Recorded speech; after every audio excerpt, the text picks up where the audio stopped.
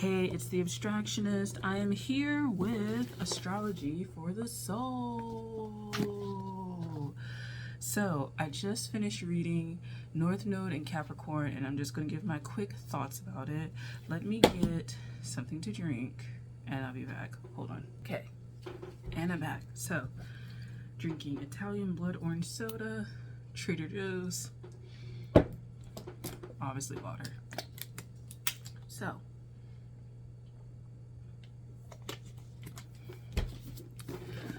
I'm trying to catch up because I said I wanted to do this per month, essentially. So we need to catch up because, like, I need to do Aquarius. And we're just entering Pisces season, so I can kind of be a little lazy about that. But Capricorn season. So I found this chapter to be really interesting because I resonated with it. Now, my North Node is in Sagittarius. My South Node is in Gemini.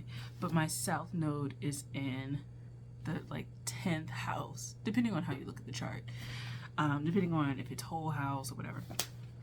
But generally I say my North Node is in my 4th house in Sag, 10th house South Node in Gemini.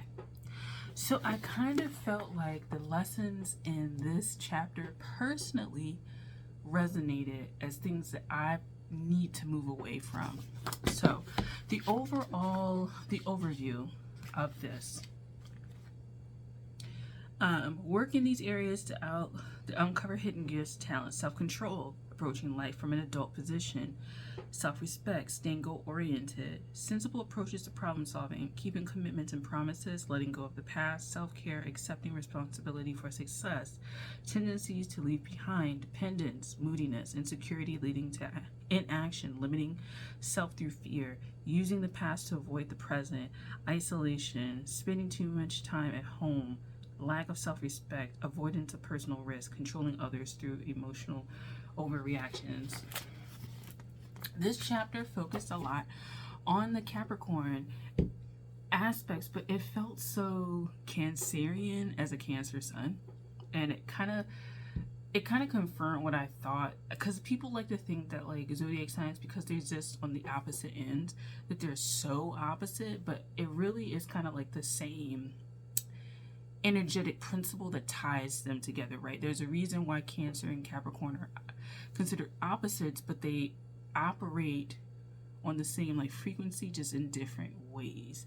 And I don't see them as like, if Capricorn is the boss and stern and stuff like that, then Cancer is lush and this, and it's like, I don't consider them to be like opposites in that way. And sometimes zodiac astrology type things kind of set zodiac signs that are the opposite ends of the wheel or opposite sides or whatever as just opposite personalities, and I don't really see why they would do that.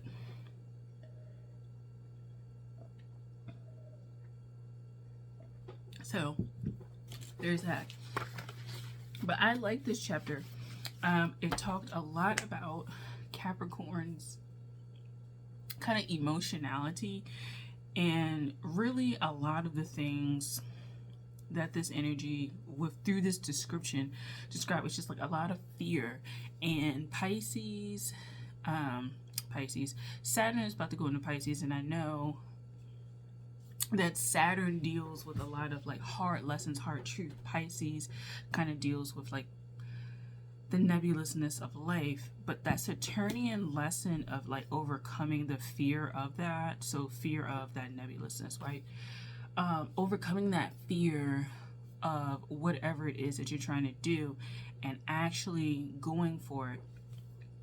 This book talked about, or this chapter talked a lot about like the fear of moving forward, the fear of letting people down, the fear of fully actualizing self, even one's emotional state, because actualizing and realizing your own emotional state, you have to be responsible for it, and you have to understand that your full emotional being, when you are that, is not going to make everybody comfortable, is not going to help everyone, but it will help you move forward. And the people that fuck with you or fell with you. So it's kind of like a little bit of the lessons of Sagittarius, going for what you want, and when you go for what you want, other people will come forward and support you and be like on your team. It does that, but there's a lot of fear-based like energy that's being described in this chapter. Other things talked about like the emotional neediness, which is something that people wouldn't think about Capricorns, but the thing of why they perhaps would be so good outside of the home is because there's a fear of maybe slowing down and getting to know that intimacy and getting to know the emotional self. And getting to know the emotional self is very vulnerable, particularly for like Capricorn. And being outside of the home, actively working, stuff like that, you can avoid your emotions. But this book goes and talks about how when you're emotionally stunted, or you don't realize your emotional worth, you don't realize your emotional power, you don't realize the emotional situations that you're going through, what you can do is stunt your own growth, because you slow yourself down.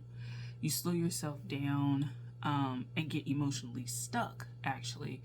And so what can happen is you get emotionally stuck and you never realize your full emotional capacity, because then you get stuck. And then you get stuck and you never wade through the harder emotional realities that would, if you dealt with them, move you forward. And so dealing with like what we traditionally know about the shadow side of Capricorn is like that avoidance of emotionality. With this kind of new insight that I have of being so emotional that it kind of stuns you or paralyzes you to where you stay stuck on certain emotions, and then other emotions you never really work through. But those are the emotions that you need to work through to get to another level. Other things that were mentioned here were going for your actual dreams, going for your goals, but making them like more actionable steps. Instead of making really big goals, have like that goal, which is the larger picture of the situation, but knowing that you have to have maybe 10 steps to get there. Instead of having the one big goal, you never meet the goal, and then like you're very discouraged and you kind of emotionally bottom out and you stay stuck. Having a larger picture of 50 pounds lighter is great. I'm going to start with like 1 pound, 3 pounds, 5 pounds. I'm going to start doing X, Y, and Z, and then going with that.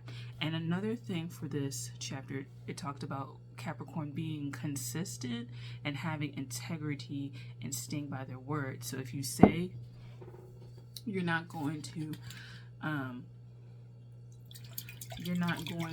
shop at this store because you didn't like the service, you have to stand by that. And when you stand by that, you'll get the respect of those around you because you stood by your word.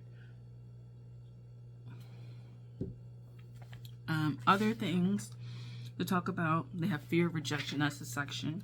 And so you kind of lowball yourself because you fear rejection.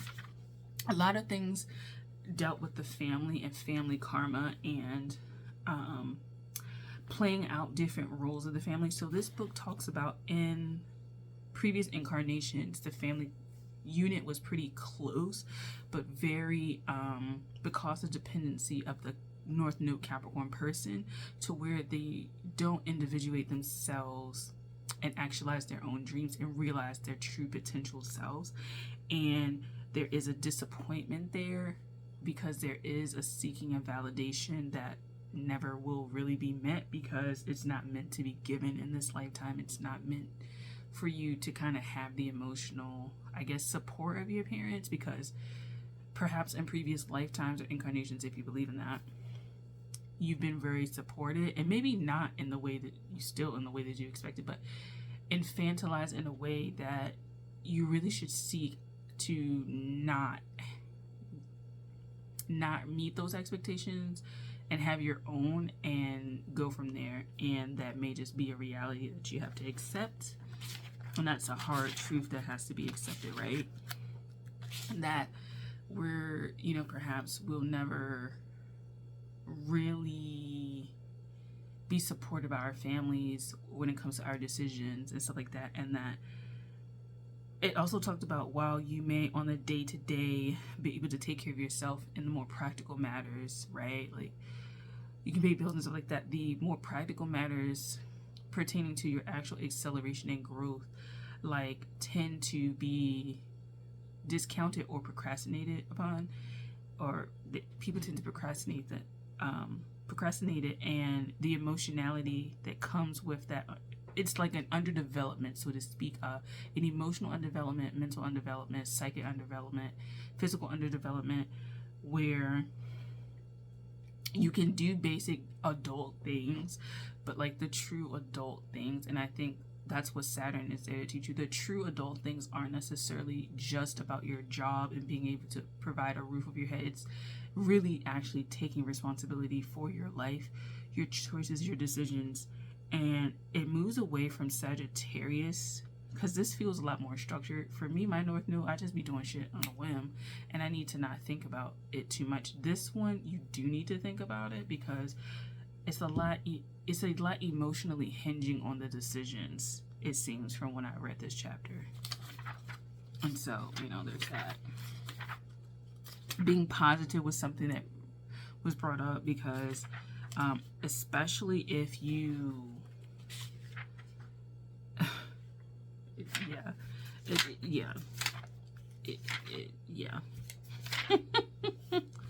especially if you deal with like Capricornian issues, Saturnian issues, negativity is like bound to like find its way in there for some reason.